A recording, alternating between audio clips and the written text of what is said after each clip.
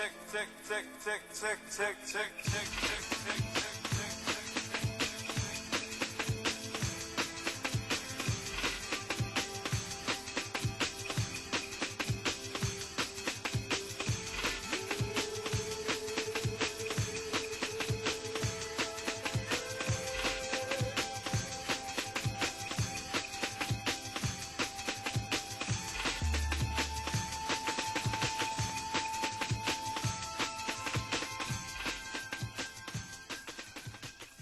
Throughout time, volumes have been written in books as well as on stone to describe how we feel and those we love.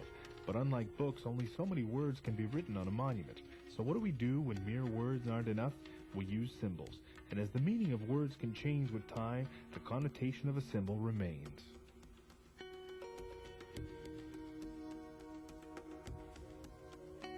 The first step in shape carving is design. Computers have brought monument design into the 21st century. Shown here is a plotter. The original design is fed into the computer, which then transmits the data onto a plotter. The plotter then recreates the design on tracing paper. The tracing paper can then be used to rub the design onto the rubber stencil.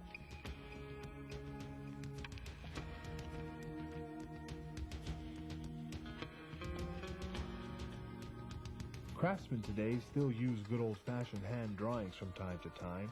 The artist here uses a carbon paper to transfer the design onto the rubber stencil. The stencil is now ready to be glued onto the stone and cut.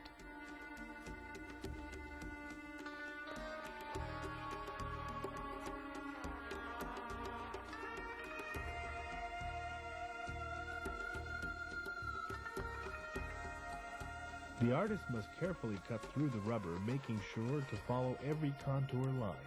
The wild rose, or sometimes called rosette, pictured here, is being cut by hand, a long and tedious process by today's standards.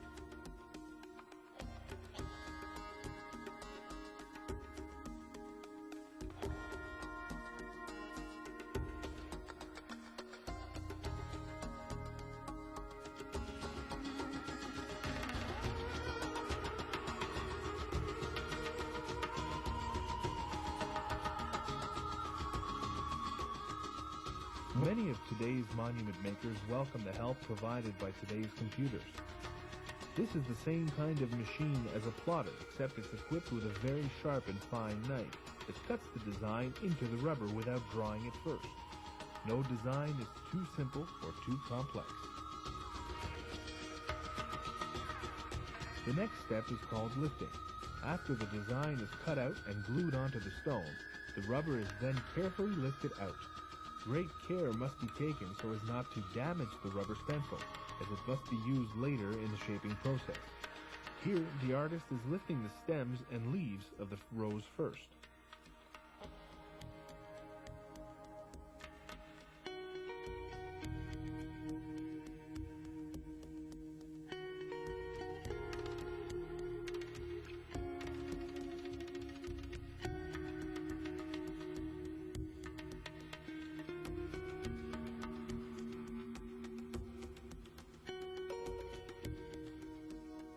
The extra rubber being applied is to protect the sides of the stone.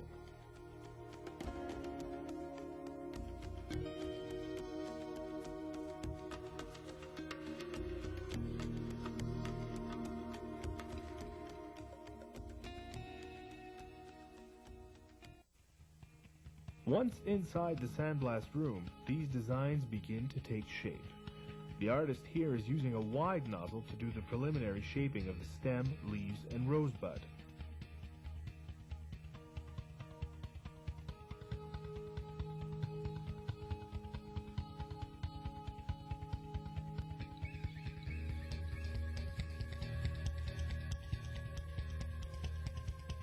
He then switches to a smaller, more narrow nozzle to shape the outer contour of the rosebud.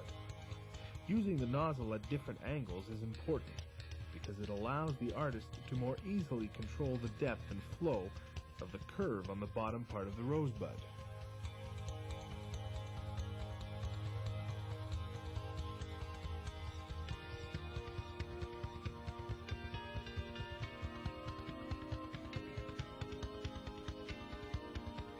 These are very common types of leaves that can be shaped in a variety of ways.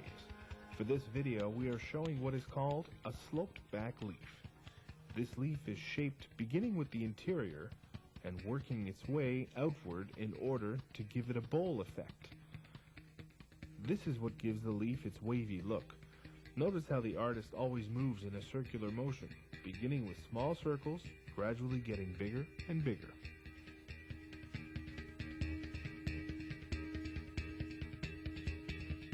The depth of the leaf will vary from leaf to leaf or artist. Each shape carver has his or her own style. As we see here, the artist adjusted the pressure being used. The amount of abrasive flowing through the nozzle can also be adjusted to shape different parts of the sculptured rose.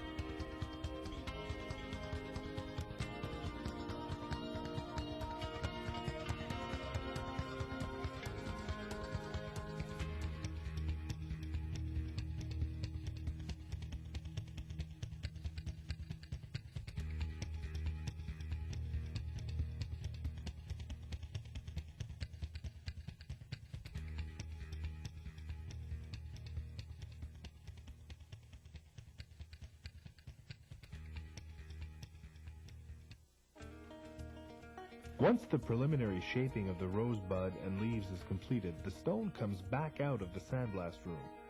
This process shows the previously removed pieces of stencil being put back onto the stone.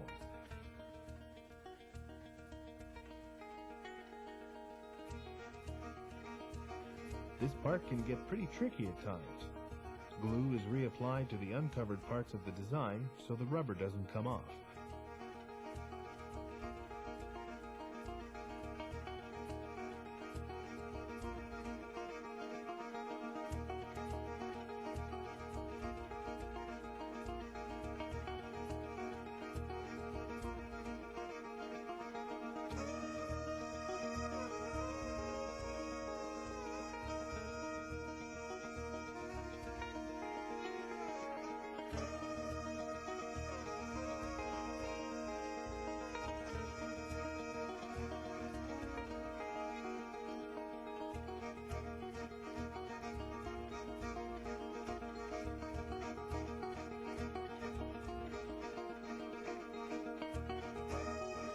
Since the leaves and buds are shaped at various depths, this rounded steel rod is used to ensure that the stencil sticks to every part of the shaped area.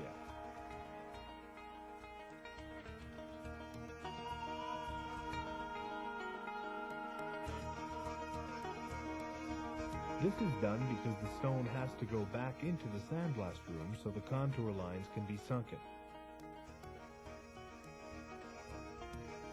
Here we see pieces of stencil being removed again. These parts are all the contours of the leaves and rosebuds. These contours will be sandblasted very deep in order to give the leaves and roses their three-dimensional effect.